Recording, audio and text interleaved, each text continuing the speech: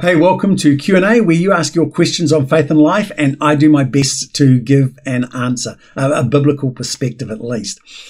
Well, I've got a great question that I think may stimulate some conversations. Certainly, I think it may take some people by surprise. The question is simply this. Someone told me that the word homosexual isn't in the original Bible and was only added in 1946. I think that may surprise some people. I Googled and it seems they're right. So what's the deal? Well, right up front, let me just say, when I'm done here, I'm going to Google and see what's being said. I was aware that the word homosexual and homosexuality is a relatively modern translation, English translation, that it wasn't in the original English translations of the Bible. I didn't realize it was 1946. That suggests to me that we're talking the RSV most likely, because that was the first of those post-war translations. And then we had the NIV, etc. So, yeah. Having said that, there's so much that could be said here. Let's answer this question as succinctly as I can.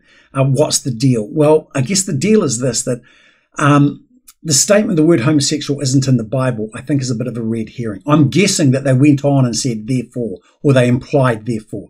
Therefore, why are Christians against homosexuals? There's an agenda, there's a conspiracy, all sorts of other things. I want to say that it's a red herring. It's an English word. There's lots of English words that aren't in the Bible, the original text.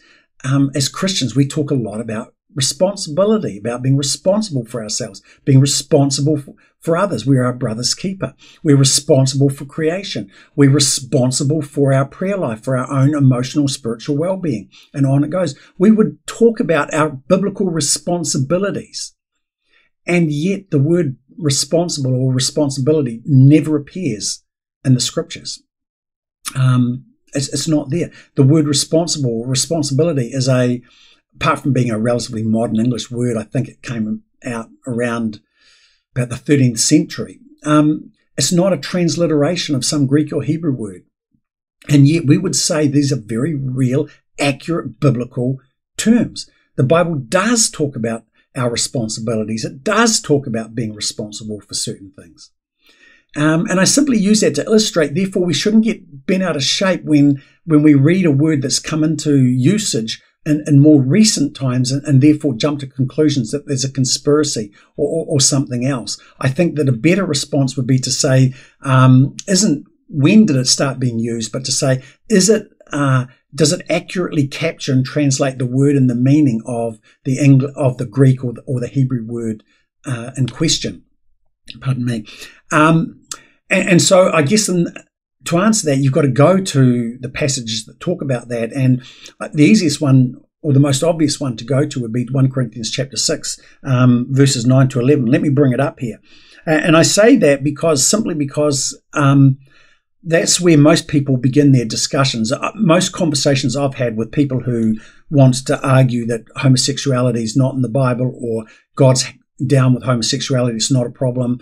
They start here with what Paul talks about in 1 Corinthians chapter 6. And let me just bring it up. Here we go here. And I want to say that right up front, that homosexuality is not a foreign concept in the Bible. In Leviticus, where God lays down the boundaries for us in terms of how we are to live in right relationship with Him and with one another. In Leviticus 18:22, he says, "Do not that a man is not to lie with another man as he does with a woman, for it is detestable to God." So the concept of homosexuality, even if the English word is not there, is not foreign. And the passage that we're about to look at, Paul's writing to a church in a cultural context where homosexuality is rampant. It's an acceptable practice. There are some boundaries around it. And in Greco-Roman times, it wasn't just, if you were just straight homosexual, you were seen as somehow less. You couldn't hold certain public offices if you were homosexual. If you were expected and required to be married. So bisexuality was the norm. Homosexuality was still on the outside, so to speak. Just want to throw that out there. Anyway, let me read the passage and then let's see how they've translated the word. Here we go, 1 Corinthians 6, verse 9. Don't you realize that those who do wrong will not inherit the kingdom of God? Don't fool yourselves. Those who indulge in sexual sin, or who worship idols, or who commit adultery, or are male prostitutes, or practice homosexuality, here's our word, or are thieves, or greedy people, or drunkards, or abusive, or cheat people, none of these will inherit the kingdom of God. So this is where the debate starts. Here's a term, only it comes in, I didn't know until today, 1946. So the question then becomes, is the word that from which we have got homosexuality, does it mean homosexuality? The Greek word is asnakoitai.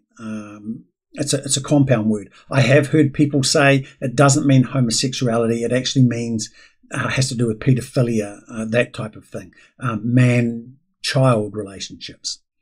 I would disagree. Just straight off the bat, I would disagree. It's a compound word, asana meaning men, a man, and koitai to bed. So Paul is deliberately choosing a word that says, literally means men who bed other men. And the context here is he's talking about people who are living their lives in ways that are outside of the boundaries laid down by God. And as I say, homosexuality is not a foreign concept in the Bible. Leviticus 18 verse 22. I think that's what he's reaching to. And again, Leviticus 24. I think he's reaching back into these prohibitions, if you will, these boundaries that have been established and accepted. And he's saying, hey, remember these? Well, you can't live the way you are and still be right with God. You can't have God on your terms. This is really what he's saying. You can't say, I worship God, but I'm going to live like everybody else. You can't do that. So the deal is that even though it's a modern word, it does accurately capture the meaning of what Paul was expressing here, that sexual behaviors, sexual expressions, outside of that which God has given us are going to exclude us from his presence, from his kingdom. So, yeah, that's the deal with it. I hope that answers the question. There's much more that could be said. In fact, we probably do need to say some more about it, but I'm aware of time here. I'm trying to keep these answers a bit shorter. So maybe if there's a follow-up question, I'd love to hear from you. If not, I may do another one just to unpack this a little bit further, because I think there's something else that's going on here that we really need to surface if we're going to be true to our faith of bearing witness to the grace and the grandeur and the glory of the Most High, who has said homosexuality is an inappropriate expression of who we are. But that's it for now. Until next time, God bless.